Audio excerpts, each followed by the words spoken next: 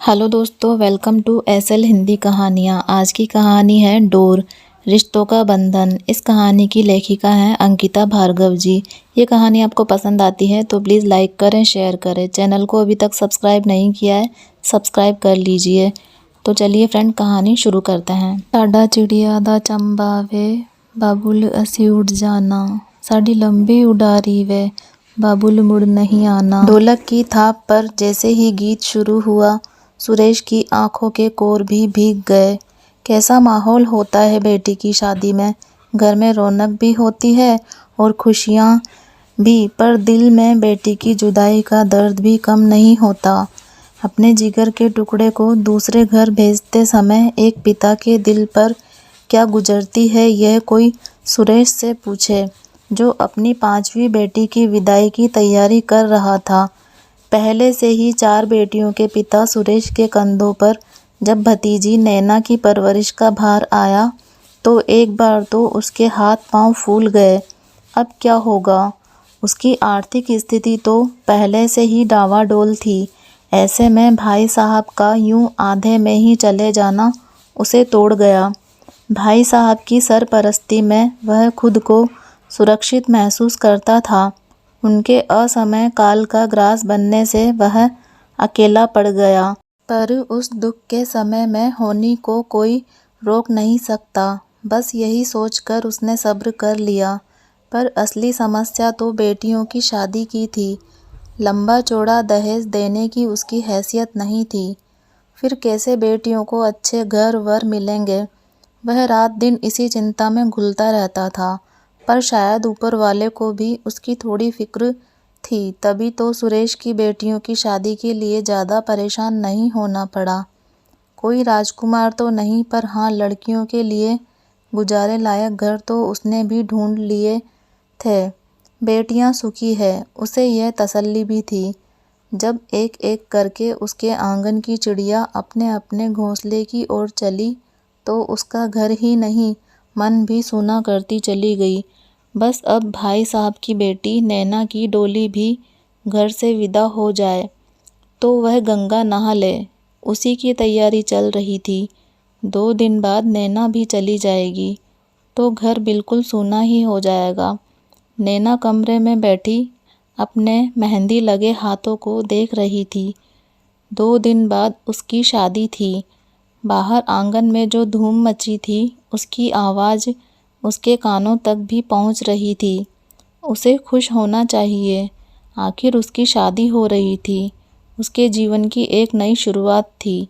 पर वह खुश नहीं थी। उसकी आंखों में जो आंसू थे वह वैसे नहीं थे जैसे हर दुल्हन की आंखों में होते हैं, बल्कि उसकी आंखों से तो आज उसके दिल का दर्द आंसू बनकर टपक रहा था।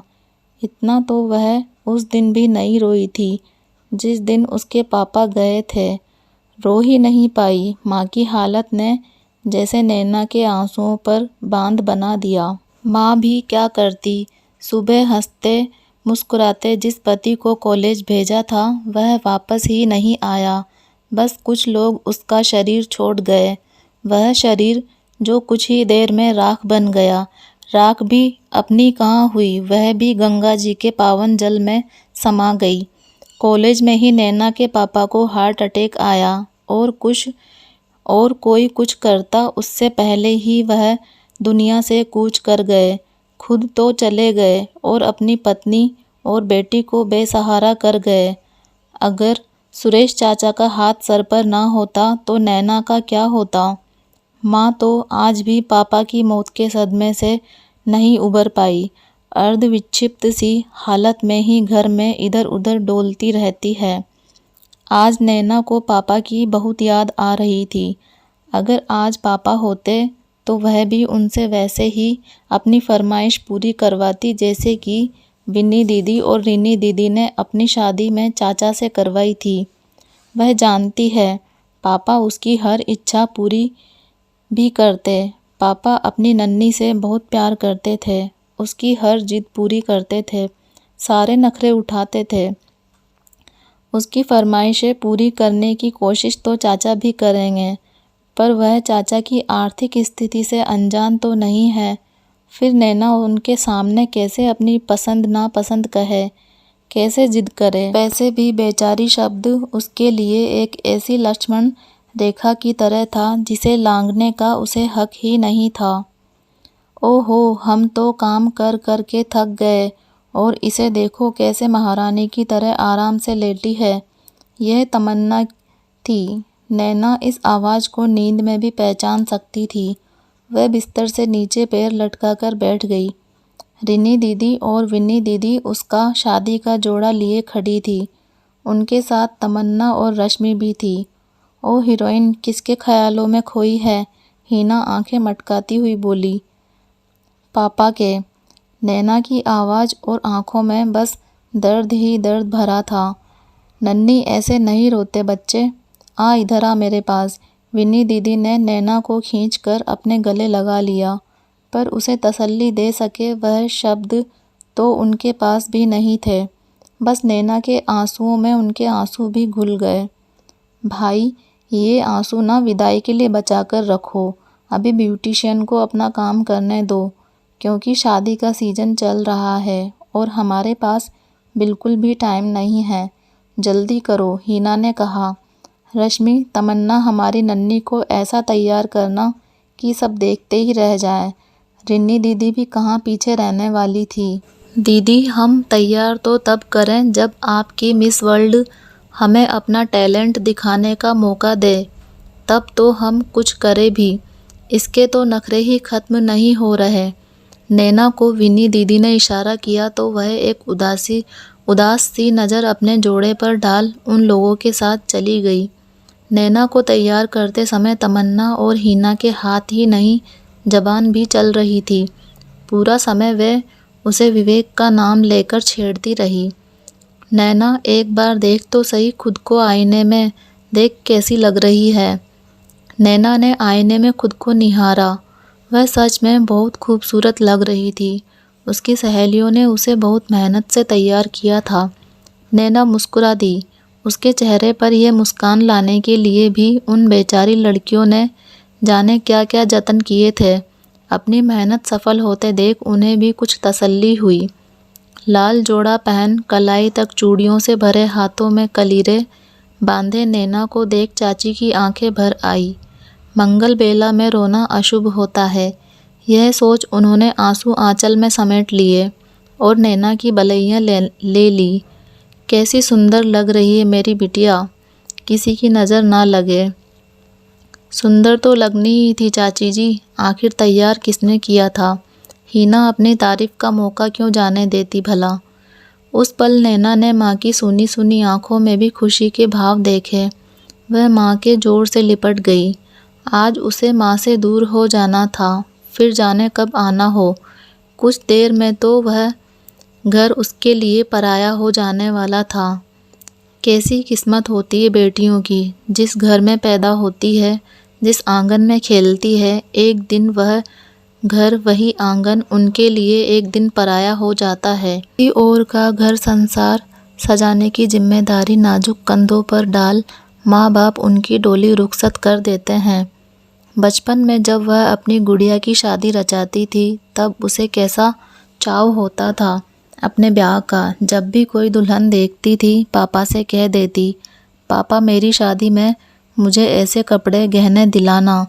पापा भी हमेशा हंसकर कह देते, हाँ मेरी रानी बिटिया, मैं तेरी शादी में सारे अरमान पूरे करूँगा, तेरे ही नहीं मेरे भी।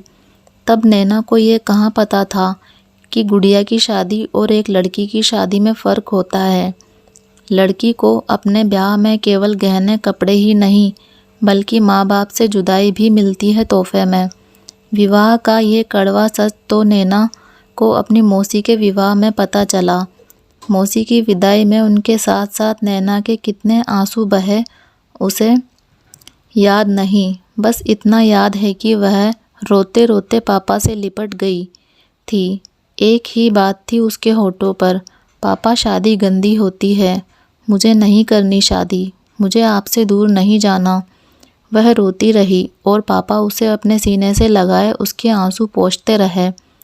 कैसी नादान थी नैना, यह भी नहीं जानती थी कि ये सामाजिक रीति तो सबको निभानी होती है, कोई चाहे ना चाहे। सुरेश चाचा ने नैना को सीने से लगा लिया। नैना भी चाचा में पिता को खोजती। आंखों में आंसू लिए चुपचाप उनके सीने से लगी खड़ी रही। उस पर अपनी भावनाओं को शब्दों में डालना सुरेश चाचा के लिए भी आसान नहीं था।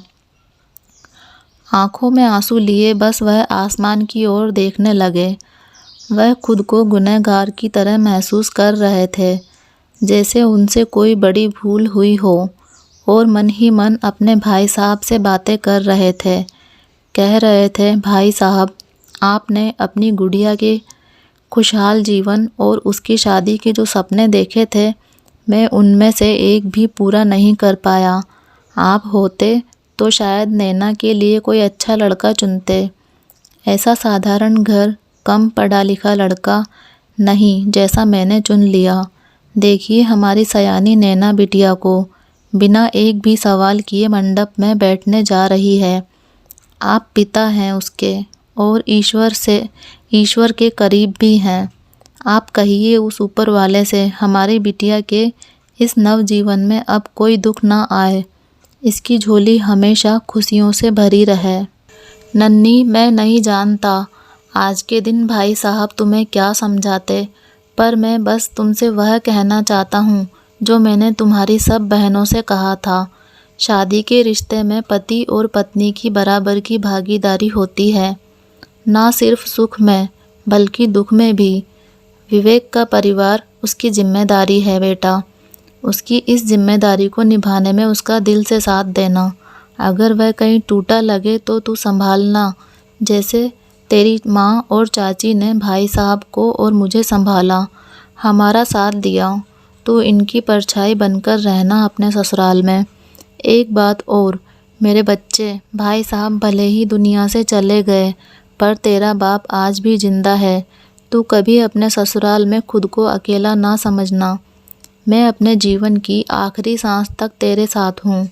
सुरेश चाचा का गला भर आया। वह आगे कुछ नहीं कह सके। नैना के ससुर जी ने सुरेश चाचा से किया वादा बखूबी निभाया। वह लोग छोटी बारात ही लाए थे। यहाँ तक कि विवेक के दोस्त भी गिने चुने ही थे, पर जितने भी थे पूरे जोश में थे। ढोल की थाप पर उन्होंने ऐसा डांस किया कि देखने वालों को भी मज़ा आ गया। विवेक का छोटा भाई रोहित भी पूरे जोश में था। एक बार तो उन लोगों ने विवेक को भी अपने साथ नाचने के लिए खींच लिया। उन लोगों का जोश देखकर ढोल वालों का जोश भी आसमान पर पहुंच गया। फिर तो ऐसी जुगलबंदी हुई कि किसी को ना तो समय का होश रहा, ना ही मुहूर्त का। आखिर सुरेश चाचा को हाथ जोड़कर सबको मंडप में लाना पड़ा। सुरेश चाचा ने भी बारात के स्वागत में कोई कसर नहीं छोड़ी। अपनी हैसियत से बढ़कर ही सब इंतजाम किया था। विवाह की वेदी पर आरंभ में तो नैना विवेक के साथ यंत्रवत पंडित जी के निर्देशों का पालन करती रही, किंतु जब कन्यादान की रस्म के लिए पंडित जी ने उसके चाचा चाची को बुलाया तो उसके दिल में जो टीस उठी उसका दर्द असहनीय था। उस दर्द ने ना सिर्फ नैना अपितु मंडप में मौजूद सारे कन्या पक्ष को रुला दिया। विदाई की रस्म में अभी कुछ समय शेष था और विदाई की तैयारी के बहाने दुल्हा दुल्हन को कमरे में कुछ देर के लिए अकेला छोड़ दिया गया कि वे दोनों बातें कर सके। पर दो अजनबी बातें करे भी तो क्या, एक बार ही तो मिले थे दोनों, और उनके बीच दूसरे जोड़ों की तरह फ़ोन पर भी बात नहीं हुई थी कभी। विवेक ने पहल की ही नहीं कभी, और ना ही नैना कर सकी। यहाँ भी विवेक ने उससे बात करने में ज़्यादा रुचि नहीं दिखाई। बस कुछ औपचारिक बातें हुई, बाकी समय वह फ़ोन पर ही लगा रहा। उन दोनों के बीच पसरे इस मौन के कारण नैना का दिल घबराने लगा। वह तो कुछ देर में रिन्नी दीदी खाना लेकर आ गई, तब उसे चैन मिला। रिन्नी दीदी उसके और विवेक के लिए एक ही प्लेट में खाना लेकर आई थी। आज आप दोनों को एक साथ एक ही प्लेट में खाना खाना पड़ेगा, ये आपकी परीक्षा है। हम देखना चाहते हैं आप हमारी नन्ही का कैसे ख्याल रखोगे। कहते हुए रिनी दीदी ने जब प्लेट विवेक के सामने रखी तो वह मुस्कुरा दिया। क्या बात है जीजाजी, आपके होश उड़े उड़े से क्यों लग रहे हैं? कहीं हमारी नैना की खूबसूरती देखकर चक्कर तो नहीं आ रहे? तमन्ना की बातें सुनकर विवेक की मुस्कान थोड़ी और बड़ी हो गई। अब वह कुछ सहज भी हो गया था। बड़ी अजीब स्थिति थी नैना की। विवाह की हर रस्म और हर फेरे के साथ नैना खुद को एक और विवेक के परिवार के थोड़ा नज़दीक महसूस कर रही थी, वहीं दूसरी ओर वह अपने परिवार से थोड़ा दूर और दूर हो रही थी। उसका अपना घर धीरे धीरे उसके मायके में तब्दील हो रहा था। नैना का दिल जैसे कोई मुट्ठी में लेकर मसल रहा था और यहाँ उसकी सहेलियाँ उसे हंसाने की असफल कोशिश कर रही थी। विदाई के समय जब सुरेश चाचा का बेटा चिंटू नैना से लिपटकर फूट फूट कर रोया तो सभी आश्चर्यचकित रह गए। अब तक तो सब ने उसके मुंह से यही सुना था, जिस दिन नन्ही दीदी की शादी होगी मैं माता रानी के मंदिर में नारियल चढ़ाऊंगा। इस मुसीबत से पीछा छूट जाए तो मेरी ज़िंदगी में चैन आ जाए। और आज जब वह दिन आ गया तो उसके दुख का ठिकाना नहीं था। आखिर आंसू भरी आंखों से सबको निहारती और आंगन में चावल के दाने बिखेर अपने घर परिवार के मंगल मैं भविष्य की कामना करती नैना नया घर संसार सजाने विदा हो गई। कार में भी नैना की आंखों से झरझर आंसू बह रहे थे, पर उसकी बगल में बैठे विवेक को इससे कोई फर्क नहीं पड़ रहा था। वह अपने दोस्त के साथ गपशप में व्यस्त था। विवेक के इस व्यवहार से नैना को इतना अंदाजा तो हो ही गया था कि विवेक के साथ उसकी शादीशुदा ज़िंदगी आसान तो नहीं रहने वाली। सफ़र के दौरान हमेशा उसका जी मिचलाने लगता है। आज भी कुछ ऐसा ही हो रहा था, पर वह अपनी समस्या किसे बताती। उसने गोद में रखा पर्स टटोला और पर्स में टॉफ़ी रखी थी। उसने धीरे से टॉफ़ी निकाली और मुंह में रख ली और फिर आंखें बंद करके बैठ गई। अरे भाभी तो सो गई, रोहित ने कहा। तो नैना ने आंखें खोली और रोहित और विवेक का दोस्त उसका मजाक उड़ा रहे थे। वह ना कुछ बोली ना ही हिली डुली। पूरे रास्ते बस चुपचाप सर नीचे किए बैठी रही। जब कार उसके ससुराल के दरवाजे पर पहुंची तो उसे लगा शायद अब कुछ आराम मिलेगा, पर नहीं। वहाँ भी रस्मों की एक लंबी फहरिस्त उसका इंतज़ार कर रही थी। नैना ससुराल में महिलाओं से घिरी बैठी थी। अभी कुछ देर पहले ही उसकी सासू माँ ने पूरी रस्मों रिवाजों के साथ उसका गृह प्रवेश कराया था। बहुत भीड़ थी। उस छोटे से घर में महिलाएं बैठ भी नहीं पा रही थी ठीक से। बस 2 कमरे और उनके सामने छोटा सा बरामदा और एक कोने में एक छोटी सी रसोई। बस इतना ही नया घर संसार था नैना का। भाभी नई बहू की आंखें तो अभी से घूमने लगी। जरा संभालना, कहीं घर पर कब्जा ही ना कर बैठे, विवेक की बुआजी ने कहा। ओ मीनू, जा भाभी को ऊपर ले जा, थोड़ा आराम कर लेगी, थक गई होगी। नैना की आंखें अपना घर देखने का लोभ सवर्ण नहीं कर सकी, मगर बुआ जी की बातें सुन उसे अपनी भूल का एहसास हुआ तो उसने अपनी नज़रें झुका ली। पर तब तक गड़बड़ हो चुकी थी, वरना कुछ देर पहले तक उस पर भरपूर प्यार बरसाती सासू माँ के स्वर में तलखी ना आई होती। उनका यह फरमान भी शायद उसी का परिणाम था। कारण चाहे कुछ भी हो, पर शादी की रस्म और सफ़र की थकान से हल्काने नैना के लिए तो यह फरमान राहत बनकर आया था। उसे सच में आराम की सख्त ज़रूरत थी। नैना की सासू माँ ने तो बेटी को आवाज़ दी थी, पर उसका देवर रोहित भी कूदता फांदता साथ हो लिया। भला नई नवेली भाभी के साथ रहने का मौका वह कैसे छोड़ देता। नैना मुस्कुरा दी। उसे रोहित का भोला नटखट स्वभाव बहुत पसंद था। उसे रोहित में चिंटू की छवि दिखाई देती थी। कभी वह सोचती, काश पापा ने अपना परिवार सीमित रखने का निर्णय ना किया होता। काश उसके भी कोई छोटा भाई होता तो वह भी अपने भाई के साथ हंसते खेलते बचपन का आनंद उठाती, जीवन का हर दुख सुख उसके साथ बांट लेती।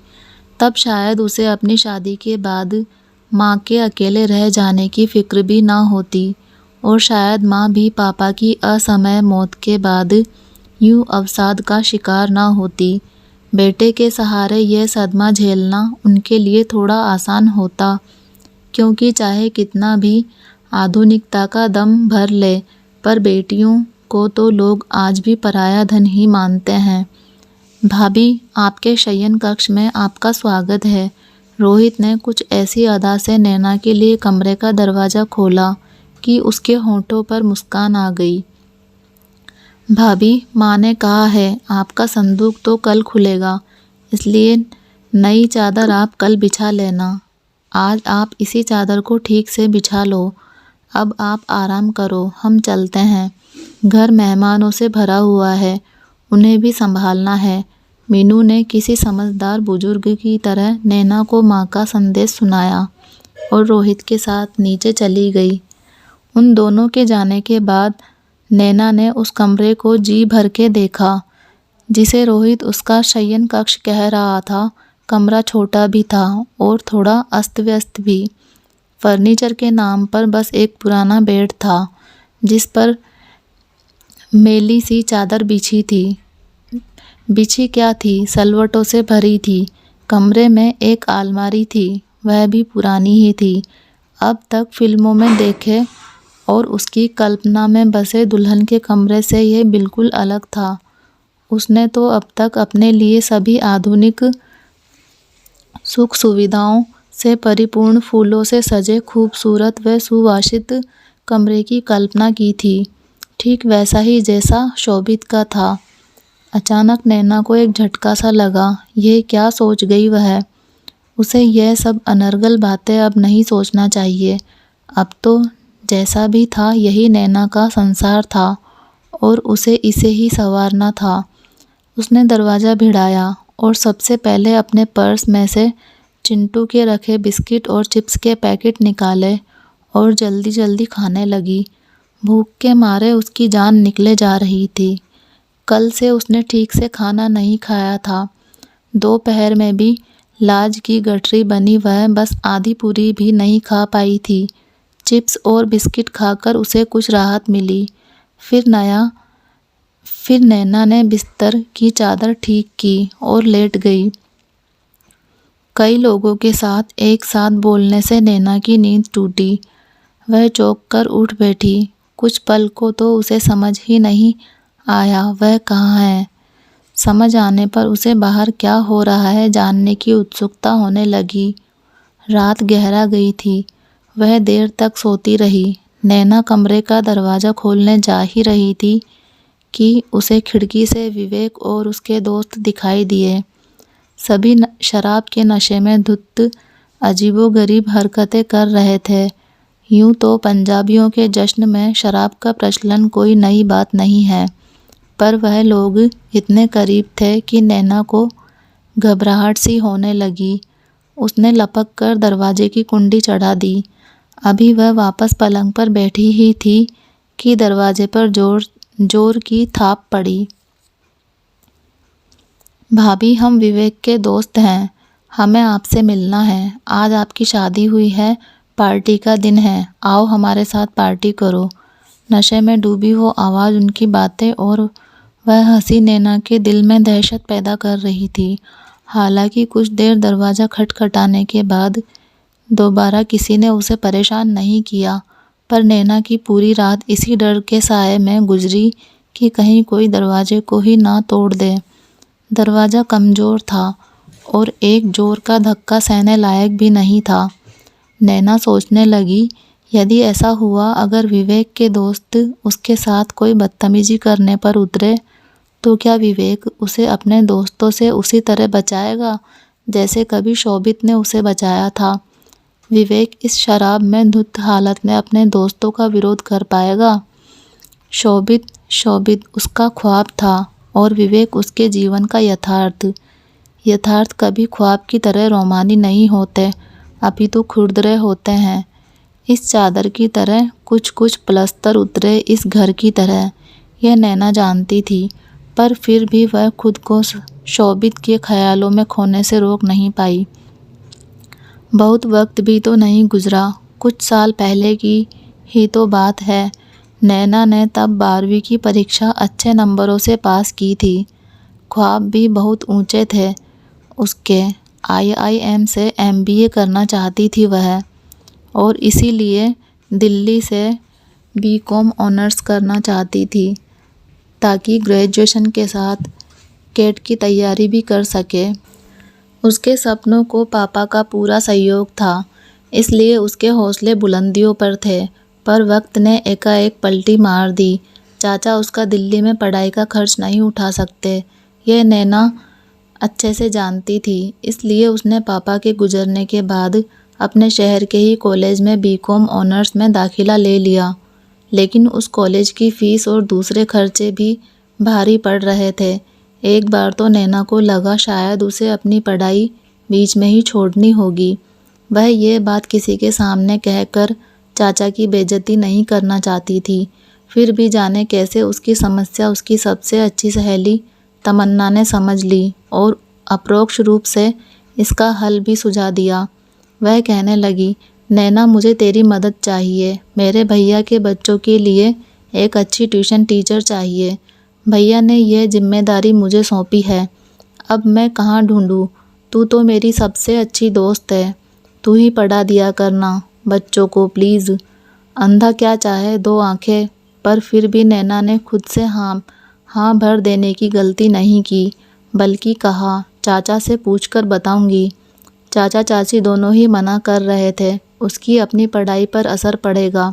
पर नैना ने उन्हें आश्वस्त करते हुए कि वह मैनेज कर लेगी। आखिर उसने उन दोनों को मना ही लिया और फिर चल पड़ी जीवन संघर्ष के पथ पर कदम ताल करने। दोस्तों, आज की ये कहानी आपको कैसी लगी है कमेंट बॉक्स में अपनी राय ज़रूर दें। मिलते हैं कहानी के अगले भाग के साथ में। तब तक के लिए बाय, जय हिंद। वीडियो देखने के लिए आप सभी का बहुत बहुत धन्यवाद।